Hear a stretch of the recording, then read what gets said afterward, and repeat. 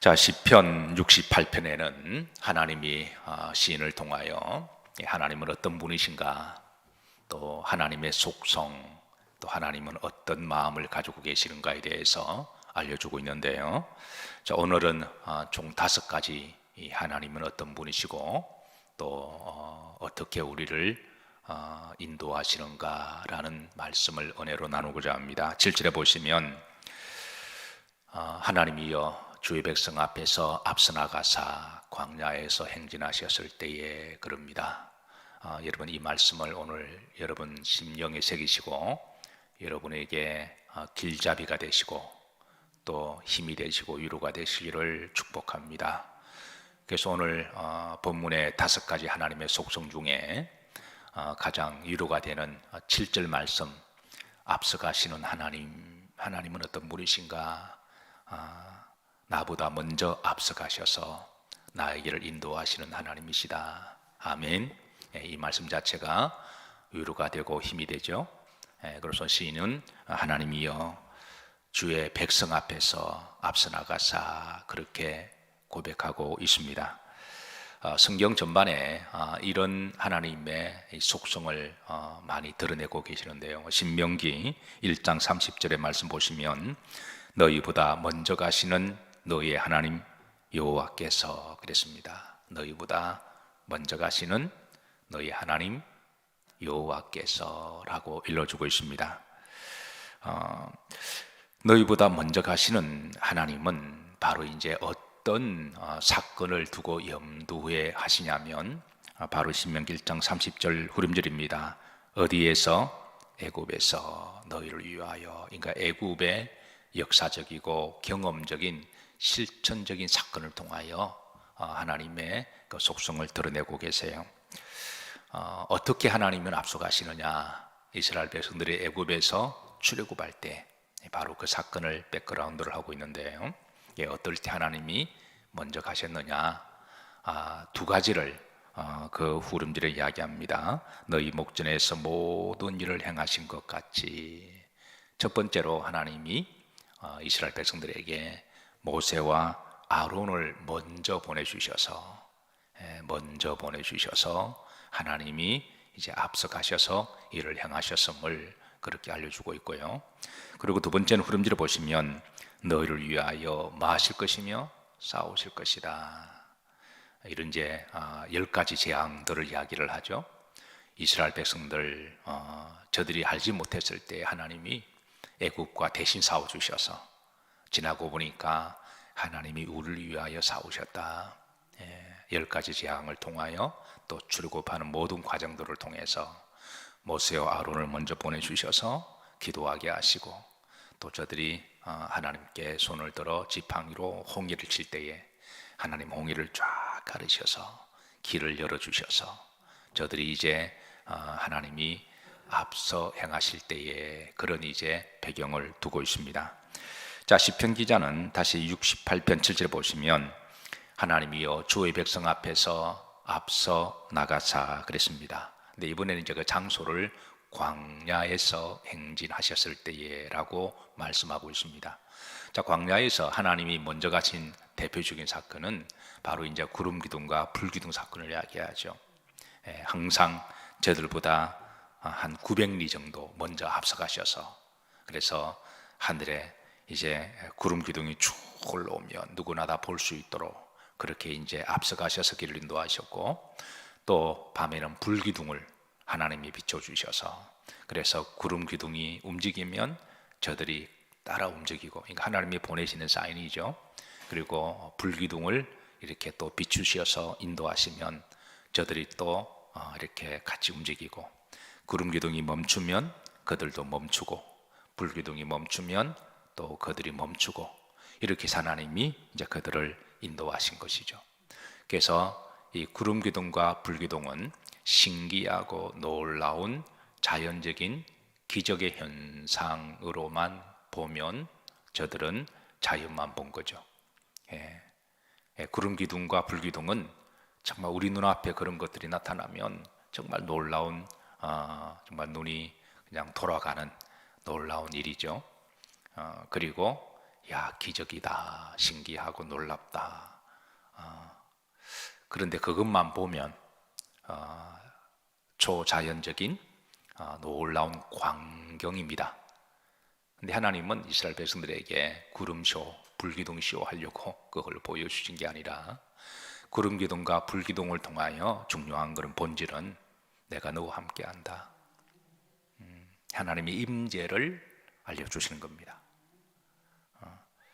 우리는 때로는 길을 가다가 하늘의 신비한 구름의 형상들을 보기도 하고, 또 여러분들 어느 지역 관광을 다니시다가 눈이 돌아가고 입이 벌어질 정도로 놀라운 신비한 자연의 광경들을 많이 보게 됩니다.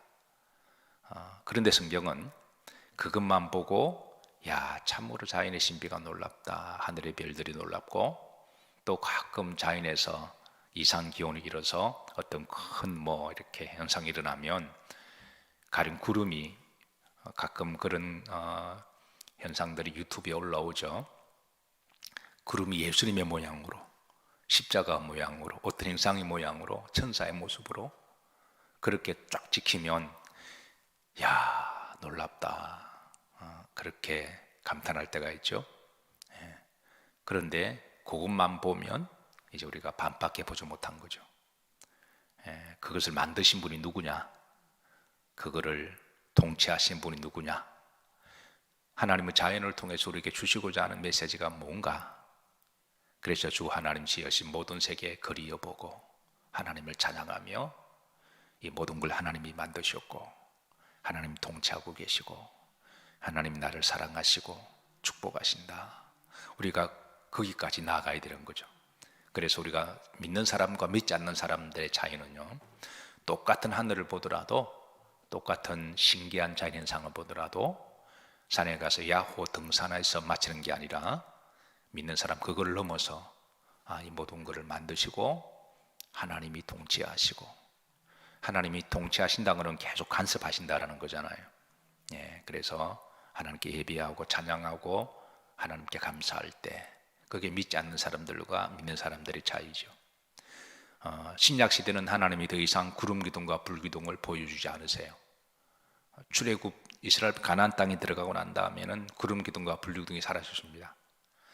구름 기둥과 불 기둥 자체가 기적이 되고 그 자체가 하나님의 역사라고만 생각하면, 그러면 가나안 땅인 하나님의 역사가 없어진 건가요?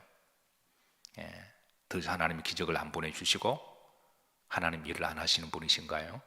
그건 아니거든요.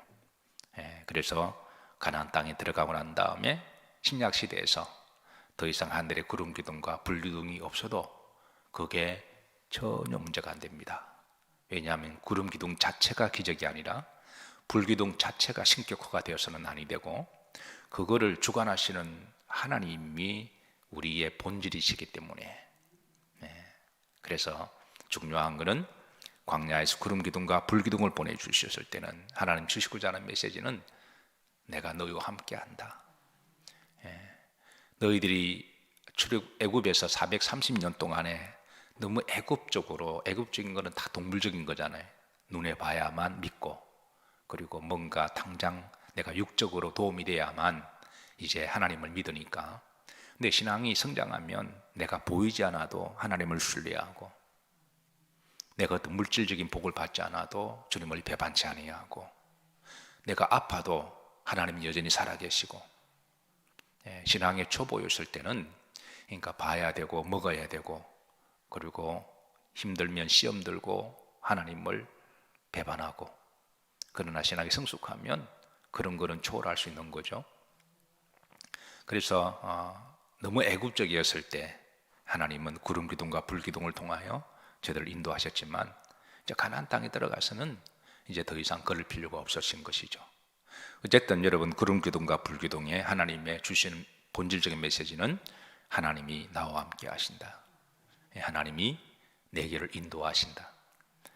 중요한 건 인도하실 때 순종하는 법을 배우셔야 됩니다. 하나님이 인도하시는데 자꾸 옆길로 가면 그 40일이면 갈 수 있는 광야를 40년 동안 뺑뺑뺑 돌잖아요. 순종하고 우리가 열심히 우리 믿음으로 살면 우리가 시간도 낭비하지 않고 그렇게 쓸데없이 고생할 필요도 없는데 괜히 고집 피우다가 욕심 피우다가 세상 사람들은 살다가 그냥 뱅뱅뱅뱅 돌아서 고생은 고생대로 하고 나중에는 이제 두 손 들고 그렇게 나올 때 그 참 안타까움이 있죠. 그래서 하나님이 우리를 인도하실 때 순종하는 법을 배우는 것도 믿음입니다. 자, 두 번째 8절에 보시면 이제 말씀으로 함께 하시는 하나님이심을 드러내십니다. 자, 8절 다 같이 한번 합독합니다. 땅이 진동하며 하늘이 하나님 앞에서 떨어지며 저 신의 산도 하나님 곧 이스라엘 하나님 앞에서 진동하였나이다. 여기서 이제 어인법을 언유법을 동시에 쓰고 있는데요. 중반절에 하나님 앞에서 뭐하며 떨어지며 하늘이 하나님 앞에서 떨어진다. 어디에서? 신의 산에서. 이게 이제 또 신의 산에 진동하였나이다. 이게 어떤 사건을 말하죠? 이스라엘 백성들이 광야에서 신의 산에서 말씀을 받는 사건을 이야기합니다. 하나님이 십계명을 말씀을 주셨을 때에 그 말씀이 하늘에서 이렇게 하는 말씀이 떨어지고 그래서 땅이 진동했을 때에 그래서 이 하나님이 말씀을 주신 사건을 말씀하는데요. 11절에 한 번 더 여기에 대해서 이제 확정을 합니다. 합독합니다. 주께서 뭘 주시니? 말씀을 주시니. 말씀을 주시니. 하나님은 우리와 어떻게 함께 하시느냐? 말씀으로 함께 하십니다. 이 말씀은 제가 늘 강조하지만 하나님의 품속에 계신 하나님의 영, 하나님의 생각, 하나님의 뜻을 우리에게 주신 거잖아요. 그래서 여러분 하나님의 뜻을 알고 싶으시면 보통 무당들은 사람을 만나면 눈 크게 뜨고 자꾸 째려보잖아요. 그 사람 속에 뭐가 있는지. 그런다고 그 사람들이 아는 게 아닙니다. 우리가 하나님 뜻을 알고 싶으시면 말씀을 깊이 묵상하시면 됩니다. 말씀을 깊이 묵상하시고 이 말씀이 어떤 말씀인지 나에게 성령을 통하여 어떻게 감동을 주시는지 그래서 묵상하고 암송하고 기도하면 하나님 어느 순간에 우리의 믿음의 진정성을 보시고 말씀이 열리기도 하시고 말씀이 크게 보이기도 하시고 말씀이 감동되기도 하시고 그래서 하나님은 말씀과 함께 하심을 하나님의 뜻을 말씀을 통하여 우리들에게 전달하시는데 그래서 가끔 하나님의 필요하시면 또 성령의 현상을 통하여 또 사무엘처럼 사무엘아 사무엘아 그렇게 들리기도 하시고 근데 그거는 이제 하나님이 특별한 경우 그렇게 하십니다. 근데 보편적으로는 하나님이 이미 말씀을 주셨는데요. 근데 주신 말씀에 대해서는 귀하게 생각지 않고 자꾸 뭐 들으려고 그러고 자꾸 그럴 필요가 없다라는 거예요. 필요하면 하나님이 사무엘아 사울아 이렇게 부르기도 하시지만 그러나 우리에게 말씀을 주셨으니 우리가 말씀을 통하여 하나님과 영적 교제를 나누고 대화도 하시고 또 음성으로 들으시기를 주의 이름으로 축복합니다. 시간 좀 지나서 좀 말씀을 마무리하려고 그러는데요. 지난주에 어느 이제 우리 교회 권사님이 제게 전화를 하셨습니다. 목사님, 너무 기적 같은 일이 일어났고 너무 고맙고 감사하고 또 목사님께 보고도 드리고 또 감사도 드리고 또 보고도 드리고 또 기도도 부탁드린다고 전화를 하셨어요. 사랑하는 딸이 중환자실에서 이제 큰 위기를 당하고 있었는데 그런데 새벽에 말씀 특히 올해가 치유하시는 또 그런 하나님의 은혜를 주셨잖아요. 그래서 그날도 제가 말씀 전할 때 치유에 관한 말씀을 전했던 것 같아요. 그 어느 날 새벽에 목사님의 말씀을 듣고 아멘으로 믿었더니 그 딸의 중환자실에서 하나님의 음성을 들었다라는 거죠.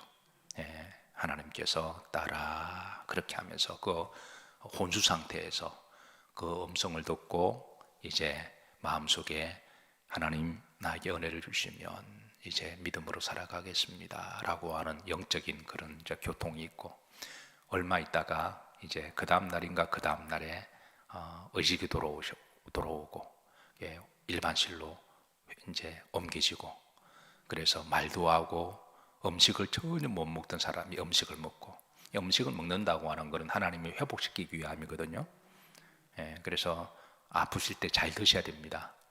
엘리야가 아플 때 하나님이 천사를 통해서 먹어라, 먹어라, 먹어라 그렇게 하신 것처럼, 그래서 아플 때는 잘 드셔야 되고, 제가 우리 교인들 중에 상담할 때 몸이 좀 아프시면 충분히 상담하고 기도해드리고, 항상 제가 하는 말이 있습니다. 잘 드셔야 돼요.